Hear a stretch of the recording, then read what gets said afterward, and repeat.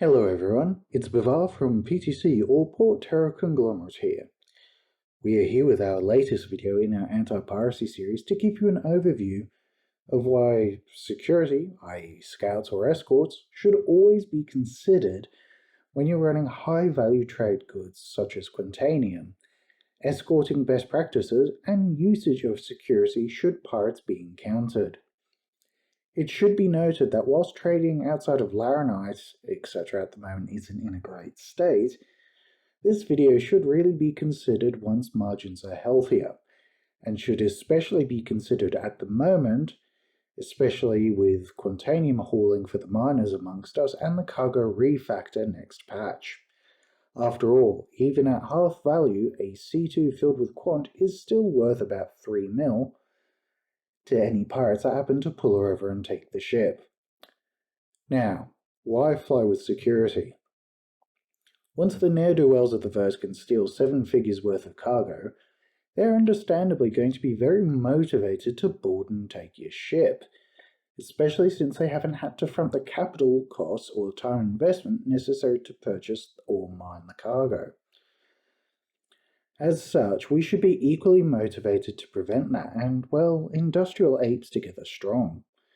To quote one of the pirates that I've been talking to over the course of this series, honestly, the info I have is relatively simple. Escorts are rare for no discernible reason, and they're surprisingly effective. The fact that anyone can distract from a hit makes stopping someone, especially as a solo pirate, really challenging unless you're running with a crew. Frankly, just having a single person scout the path ahead can be far more effective than being a good combat pilot. There's no reason a miner or a hauler with even a single scout should ever be caught. Now, when it comes to how scouts and escorts should be used, the transport is typically in charge of the route, including picking the pick-up location for the goods, and the drop-off location, which would then be relayed to the escorts. The escorts then decide the procedure of how the C2 will approach the pickup, the transit, and then the approach to drop-off. The exception to this is if the transport pilot or specialist know the route or area better than the escorts, then they should comment on any potential issues, for example, when in pyro, environmental issues, or pirate gangs. Think local guides or people who just happen to know the route extremely well. Once the route has been planned and agreed upon, a scout then runs the route ahead of the main convoy at a sufficient enough distance to facilitate a coordinated dropout from Quantum. This is done to allow the convoy sufficient time to exit QT and select a fallback route should the scout get snared. Before this route is executed, the scout links back up if able, and then proceeds down the backup route where a new scout is chosen and flies the backup route ahead of the convoy. Upon arrival to the drop-off point, the scout should proceed to the location, with escorts staying relatively close to the transport, looking for radar contacts and engine plumes. Transport is in charge of the approach once the initial area has been scouted, and landing.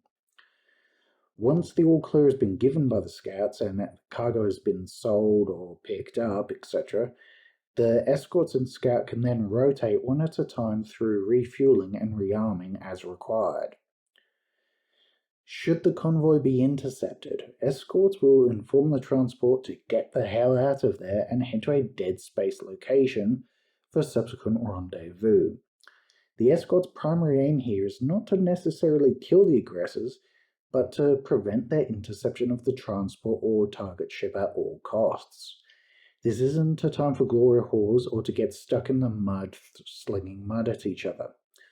The escort's role here is to merely buy time for the escape, not to get bogged down into that brawl.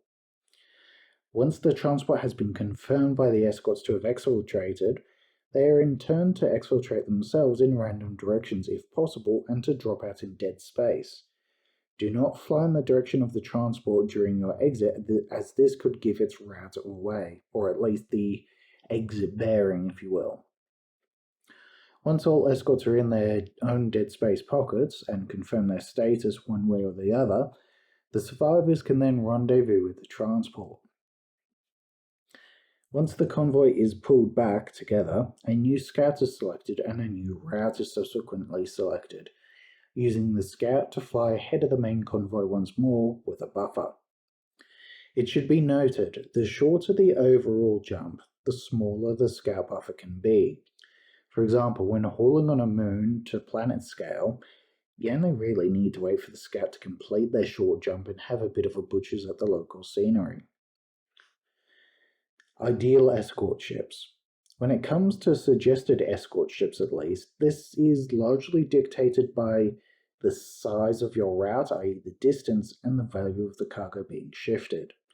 For example, hauling ore or bulk goods from a moon to a nearby planet is more amenable to using light fighters as escorts versus hauling thousands of SU of ore from one side of Pyro back to Stanton or hauling a full C2 of Quantanium. As such, when it comes to more bulk goods or volume hauling on a planetary system scale, light fighters or the shorter ranged heavies really will serve you quite well. Personal favourites in this regard are Hurricanes, Scorpiuses, Gladiuses, and Talons, to name a few off the top of my head. However, when it comes to longer distances or higher value hauls, things tend to focus down a bit more, as you really can't afford to lose the transport in this case. On the small craft side of things, we are quite a fan of the Vanguard series of heavy fighters, as the scouts or escorts, with craft like the Cutlass Black or the Prowler doing in a pinch. This is also the scale of operations where if the margins are high enough or the cargo important enough, regardless of its financial value, you may also want to start to look at Redeemers, Constellations, and Corsairs, fully crewed of course, to act as your escorts with some form of fighter acting as the scout. The benefits of some of the craft suggested here includes their greater range, durability, ability to buy time, and improved ability to handle light fighters or other pirate craft. Something to ponder. Should the area you're looking to operate in have a known pirate gang or presence, it may also be wise to consider buying safe passage if possible, or to reach out to a friendly PMC for additional muscle, should you think it warranted. Now, before I get on to my final remarks, I'll mention something that I came across whilst watching a stream by Mongrel Squad. One of the Mongrel Squad members mentioned that they'd let a C2 carrying fluorine go, as it really wasn't worth their while to bother with despite the high volume, due to it being a low-value good. Although they would be extremely keen to work the Golden Triangle and the Hurston Hotpot, with all those haulers carrying Quantum, Laranite, etc. post 318. This does just go to illustrate how not only what you're hauling cargo in, but the cargo you're hauling can affect your risk profile. I hope you enjoyed this video and have found it useful when considering where to operate and what risks you can afford to take. If you enjoyed the video, feel free to leave a thumbs up or a comment. And if you want to see more of this sort of thing, there's also the subscribe button as well. This is Bavar from PTC, signing off.